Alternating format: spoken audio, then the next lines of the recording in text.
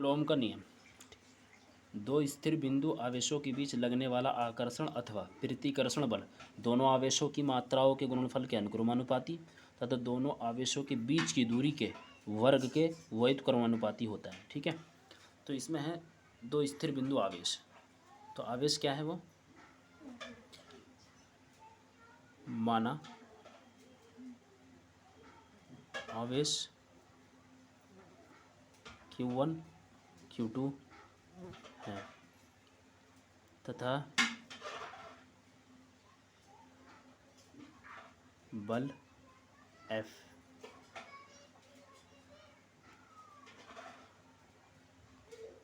आवेशों के बीच की दूरी R है। तो पहला कहता है कि जो आकर्षण अथवा प्रतिकर्षण बल जो होता है दोनों आवेशों के बीच की दोनों आवेशों के गुणनफल के अनुक्रमानुपाती होता है। तो F अनुक्रमानुपाती Q1 Q2। दूसरा कहता है कि यह आकर्षण अथवा प्रतिकर्षण बल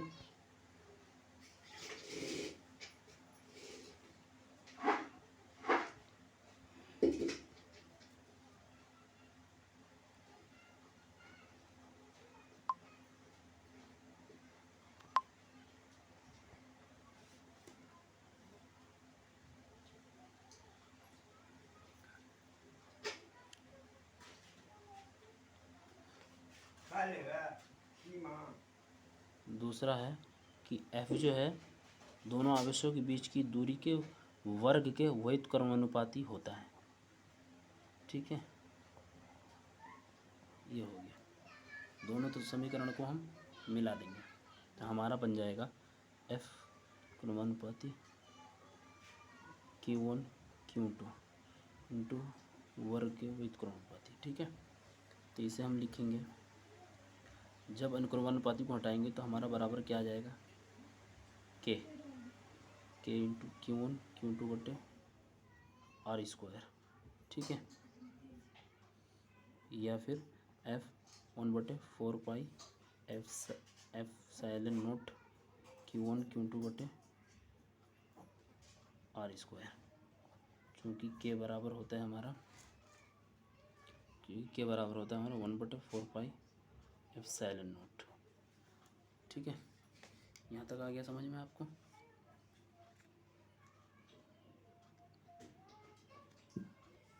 यानी कि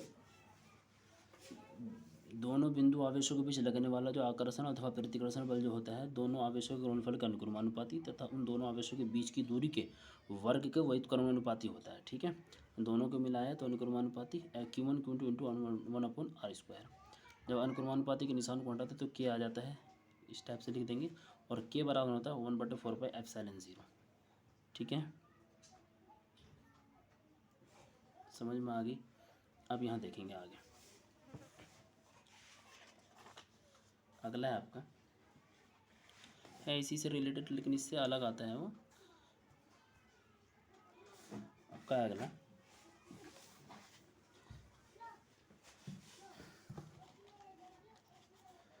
अगर हमसे ये पूछता है कि कूलॉम नियतांक तथा विद्युतशीलता का विमीय सूत्र बताइए। कूलॉम नियतांक और विद्युतशीलता का विमीय सूत्र। तो कूलॉम नियतांक का विमीय सूत्र,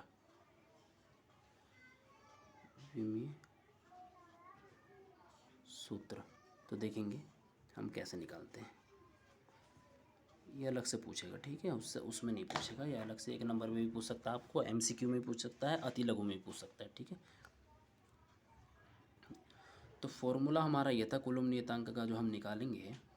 तो हमारा फॉर्मूला था F = 1/4 pi epsilon not into Q1 Q2 बटे R स्क्वायर, ये था। अब इसमें से हमें निकालना है कूलॉम नियतांक। कूलॉम नियतांक होता है हमारा, क्या होता है, K। ठीक है। तो ये बराबर हमारा क्या था, के था, ठीक है। तो हम लिख सकते हैं यहाँ पर के लिख सकते हैं, ये लिख सकते हैं, ठीक है। तो K equals to F R square upon Q1 Q2, समझ में आ गई। ये यहाँ आ जाएगा, एफ आर यहाँ आ जाएगा, ठीक है। अब इसकी विमा लिख लेंगे। बल हम आपने 11th क्लास में पढ़ा होगा, बल का जो विमीय सूत्र था क्या, ML_T-2। निकालते कैसे हैं, दो तरीके निकालने के। एक तो था हमारा F बराबर M में से निकाल सकते हैं, ठीक है।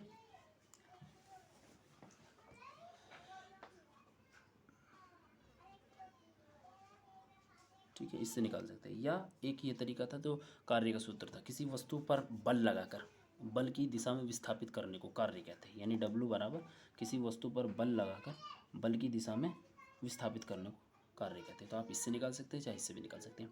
यहाँ से निकालेंगे W/D आ जाएगा, ML/2T-2 होता है उसका, D का होता है, L से ख़त्म हो जाएगा एक L, ML_T-2। इससे निकालेंगे द्रव्यमान का होता है M और त्वरण का होता है ML_T-2, ठीक है। तो इससे निकल जाएगा ML_T-2, यहाँ रख देंगे ML_T-2। और R जो होता है मीटर, यानी L, और इसकी 2 है तो 2 लिख देंगे। यहाँ तक आ गई समझ में आपको। Q1, अभी पीछे जो आवेश का जो कूलम जो था, कूलम के तो हमने क्वालिटी जो बताई थी, विशेषता, तो उसमें हमने AT, यानी Q बराबर है ना IT से, तो AT, ठीक है। इन सबको ठीक कर देंगे तो गुणा में घाते जुड़ जाती हैं, ML3T-2, नीचे A2 और T2। अब इसे हम ऊपर पहुंचा देंगे, जब ऊपर पहुंचा देंगे तो हमारा ML3T-4, ये ऊपर जाकर माइनस का हो जाएगा, और A-2, ये होगी हमारी कूलम नियतांक का विमीय सूत्र। अब एक बात देखेंगे आप कि कहीं पे आपको ये इक्वल, ये जो है ये इक्वल A भी मिलेगा, F इक्वल A, यानी यहाँ पे मान तो मिलेगा 9.0 इंटू 10⁻9 ये मिलेगा। तो उस मान को हम आगे देखेंगे कि कैसे निकालेंगे, ठीक है। वो इसका मान होता है, इसकी वैल्यू रख के जो कर देते हैं तो निकल जाएगा, उसको आगे देखेंगे। अगला है हमारा कि अगर आपसे पूछे दूसरा, कूलम नियतांक का विमीय सूत्र पूछ ले, विद्युतशीलता यानी एप्सिलॉन नोट की अगर विमीय सूत्र पूछे तो क्या करेंगे, यानी विद्युतशीलता,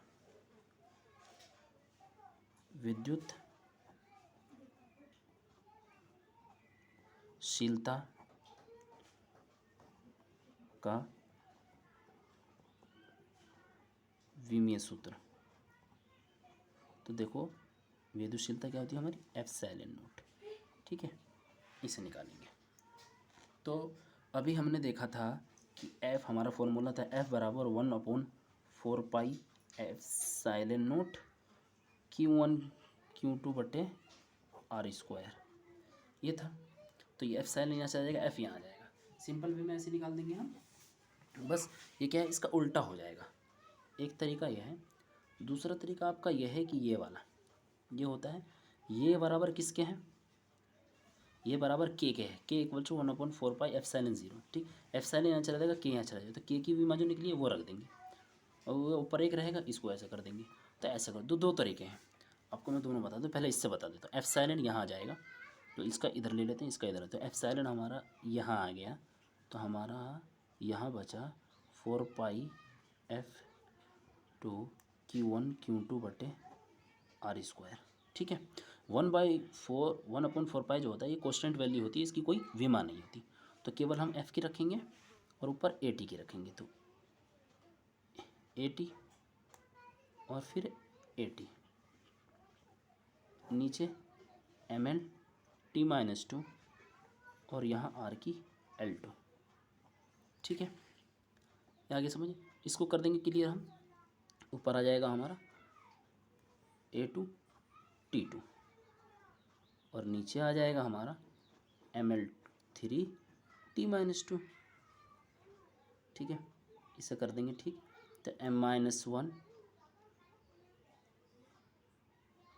L-3 T की 4 A/2 समझ में आ गई होगी आपकी।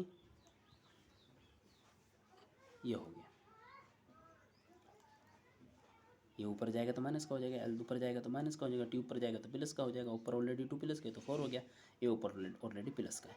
ये इस तरीका हो गया, ये इस तरीके से आप निकाल सकते हैं। दूसरा तरीका है, या आप ऐसे भी निकाल सकते हैं कि हमें पता है कि K बराबर ये होता है, K बराबर ये होता है, तो हम लिख सकते हैं K बराबर 1/4 पाई एप्सिलॉन नॉट। एप्सिलॉन की वैल्यू यहाँ रख देंगे क्योंकि एप्सिलॉन निकालना है, और 1/4 पाई K, ठीक है। तो वो 4 पाई की कुछ नहीं होती, K की हमारी ये आई थी निकल के, इसको रख देंगे ml3t-4 a-2, इसे ऊपर पहुंचा देंगे तो m-1 L-3 t-4 a+2। अब ये देखो, ये वाली और ये वाली सेम है ना, तो आप ऐसे निकाल लो या आप ऐसे निकाल लो इस वाली को, और ये वाला जो है आपका वो ऐसा ही निकलेगा, ठीक है। अब आगे हम इनका जो है मान निकालेंगे, यानी कि एप्सिलॉन नोट की वैल्यू क्या होती है, 8.85 × 10⁻⁻12 होती है, और के की वैल्यू क्या होती है, इसको हम आगे निकालेंगे, ठीक है। आशा है कि यहाँ तक आपकी समझ में आ गया होगा। वीडियो को ज़्यादा से ज़्यादा शेयर करें, लाइक करें, कमेंट करें, और जो भी आपको प्रॉब्लम आती है आप मालूम कर सकते हैं, ठीक है।